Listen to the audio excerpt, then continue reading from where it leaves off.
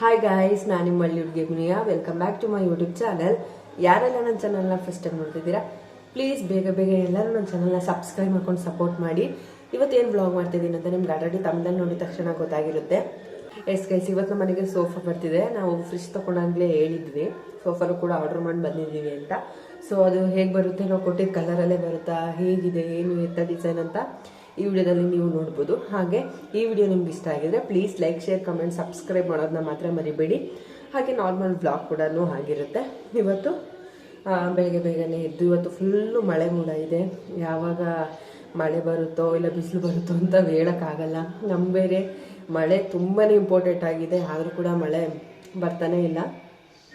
ಈಗ ನಮ್ಮ ಅತ್ತೆ ಮಾವ, ನಮ್ಮ ಹಸ್ಬೆಂಡ್ ಎಲ್ಲರೂ ಕೂಡ ಹೊಲಕ್ಕೆ ಹೋಗಿದ್ದಾರೆ. ಸೊ ಇವಾಗ ನಾನು ಅಡುಗೆ ಮಾಡ್ತಾಯಿದ್ದೀನಿ.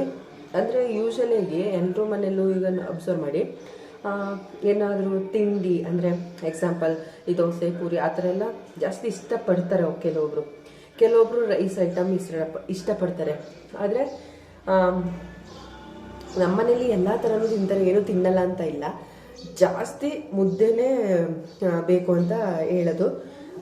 ಸೊ ಅದಕ್ಕೋಸ್ಕರ ಇವತ್ತು ಮುದ್ದೆ, ನೆನ್ನೆ ಬಾತ್ ಮಾಡಿದ್ದೆ, ಆದರೂ ನೆನ್ನೆ ಏನು ದೋಸೆ ಮಾಡಿದೆ. ಈ ರೀತಿ ಮಾಡ್ತಾ ಇರ್ತೀನಿ. ಆದರೆ ಕೆಲವೊಂದು ಟೈಮು ಈ ಥರ ಹೊಲದಲ್ಲೆಲ್ಲ ಜಾಸ್ತಿ ಕೆಲಸ ಇರುತ್ತೆ ನೋಡಿ, ಅವಾಗ ಮಾತ್ರ ಮುದ್ದೆ ಮಾಡಲೇಬೇಕು. ಏನಕ್ಕೆ ಅವ್ರಿಗೆ ಈ ದೋಸೆ, ಈ ಬಾತಿನ ತಿಂದ್ಬಿಟ್ಟು ಹೊಲದಲ್ಲಿ ಕೆಲಸ ಮಾಡಿದ್ರೆ ಫುಲ್ಲು ದಾವು.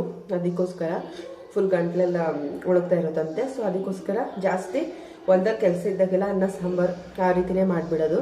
ಸೊ ಇವತ್ತು ತರಕಾರಿ ಇತ್ತು, ನುಗ್ಗೆಕಾಯಿ, ಗೆಡ್ಡೆಕೋಸು, ಬೀನ್ಸ್ ಎಲ್ಲ ಹಾಕಿ ತರಕಾರಿ ಸಾಂಬಾರು, ರೈಸು, ಹಾಗೆ ಮುದ್ದೆ ಮಾಡ್ತಾಯಿದ್ದೀನಿ.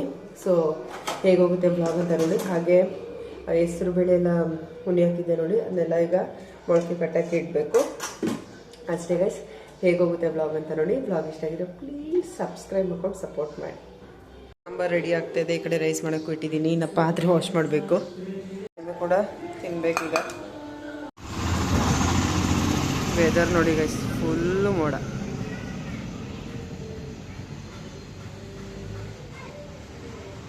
ಸೊ ಗೈಸ್, ಇವಾಗ ನಾವು ಹುಣ್ಸೂರ್ಗೆ ಹೋಗ್ತಾಯಿದ್ದೀವಿ. ಏನಕ್ಕೆ ಎತ್ತ ಅಂದರೆ ಸುಮ್ಮನೆ ಹೆಂಗೆ ಮನೇಲಿ ಕೂತಿ ಬೋರ್ ಆಗ್ತಿತ್ತು.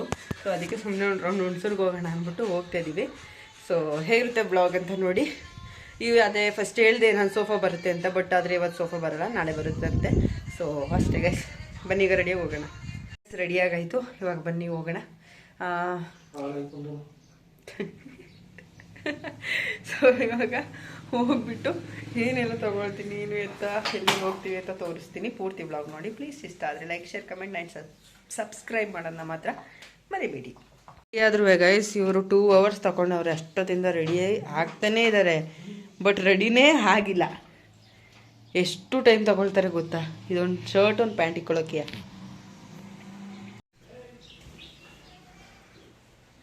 ಸೊ ಹೋಗಬೇಕು ಅಂತ ಏನೂ ಪ್ಲ್ಯಾನ್ ಇರಲಿಲ್ಲ ಇವತ್ತು. ಸುಮ್ಮನೆ ಹಾಗೆ ಮನೇಲೆ ಕೂತು ನನಗೂ ಬೋರ್ ಆಗ್ತಿತ್ತು.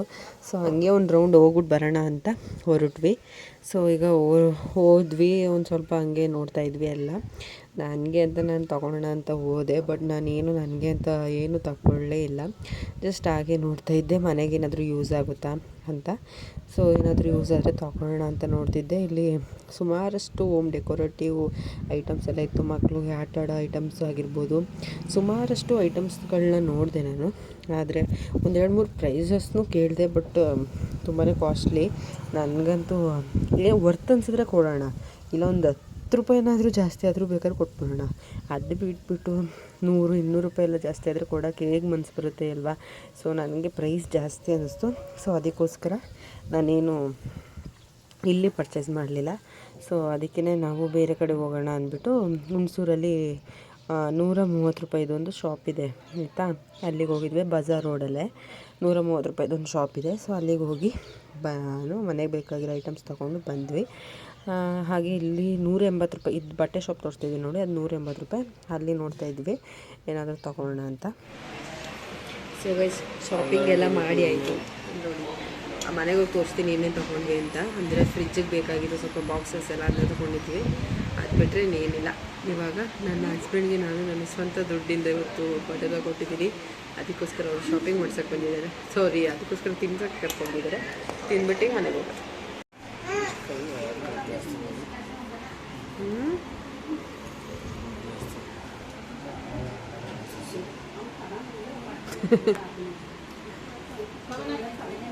ಸೊ ಗೈಸ್ ಹುಣಸೂರ್ಗೆ ಹೋಗಿದೆ ಅಂತ ಹೇಳಿದ್ನಲ್ಲ. ಸೊ ನನಗೆ ನಾನು ಪರ್ಚೇಸ್ ಮಾಡೋಕ್ಕೆ ಹೋಗಿದ್ದು, ಬಟ್ ನನಗೆ ಬಿಟ್ಟು ಮನೆಗೆ ಪರ್ಚೇಸ್ ಮಾಡ್ಕೊಂಡು ಬಂದಿದ್ದೀನಿ.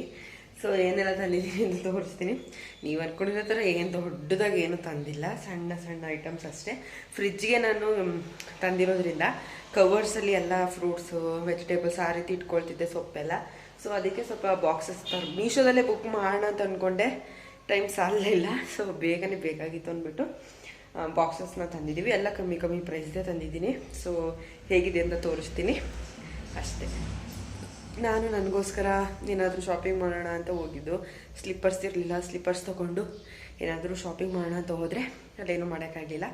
ಸೊ ಈಗೇನು ತಂದಿದ್ದೀನಿ ಅಂತ ತೋರಿಸ್ತೀನಿ. ಇನ್ನೇದು ಬಂದು ಇದು ಗೈಸ್, ಇನ್ನು ಒಗ್ಗರಣೆ ಅಂತ ತೊಗೊಂಡು ಬಂದೆ. ತುಂಬಾ ಚೆನ್ನಾಗಿದೆ. ಇದು 130 ರೂಪಾಯಿ.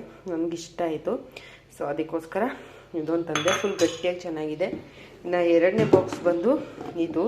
ಇದರಲ್ಲಿ ಏನಾದರೂ ಸೊಪ್ಪು ಏನಾದರೂ ಇಟ್ಕೊಬೋದು. ಇಲ್ಲಿ ಹಿಂಗೆ ಇಟ್ಕೊಳ್ಳೋ ಕ್ಯಾಂಡಲ್ ಇದೆ, ಇದಿಷ್ಟ ಆಯಿತು. ಸೊ ಇದೊಂದು ತೊಗೊಂಡೆ. ಇನ್ನು ನೆಕ್ಸ್ಟ್ ಬಂದು ಒಂದು ನಿಮಿಷ, ನೆಕ್ಸ್ಟ್ ಬಂದು ಇದೊಂದು ರೌಂಡ್ ಬಾಕ್ಸು. ಇದರಲ್ಲಿ ಏನು ಬೇಕಾದ್ರೂ ಇಟ್ಕೊಬೋದು. 60 ರೂಪೀಸು. ಈ ಬಾಕ್ಸ್ಗೆ ನೋಡಿ, ಈ ಬಾಕ್ಸ್ಗೆ 130 ರೂಪೀಸು. ಇದು 60 ರೂಪೀಸು. ಇದು ಕೂಡ 60 ರೂಪೀಸೇ. ಇದು ಆ್ಯಂಡ್ ಇದು 60. ಸೊ ಇದಿಷ್ಟು ತಂದೆ. ಆಮೇಲೆ ಆ ಕಡೆ ಒಗ್ಗರಣೆ ಹಾಕೋತಿದ್ದಿಲ್ಲ ಅದು. ಇದಿಷ್ಟನ್ನ ತಂದೆ. ಹಾಗೆ ನನ್ನ ಹಸ್ಬೆಂಡ್ಗೆ ಬಟ್ಟೆ ತಗೊಟ್ಟೆ ನನ್ನ ದುಡ್ಡಲ್ಲಿ. ಸೊ ಅದಷ್ಟೇ ಗೈಸ್. ಇವಾಗ ಹೋಗಿ ವಾಕಿಂಗ್ ಮಾಡಬೇಕು. ಸೊ ಇದೊಂದು ಚಿಕ್ಕ ವ್ಲಾಗ್ ಅಷ್ಟೇ. ಈ ವ್ಲಾಗ್ ನಿಮ್ಗೆ ಇಷ್ಟ ಆಗಿದೆ please like, share, comment and subscribe ಮಾಡೋದನ್ನ ಮಾತ್ರ ಮರಿಬೇಡಿ. ನೆಕ್ಸ್ಟ್ ವಿಡಿಯೋದಲ್ಲಿ ಸಿಗ್ತೀನಿ. ಎಲ್ಲರಿಗೂ ವೆಯ್ಟ್ ಮಾಡ್ತೀರಿ. ಬಾಯ್.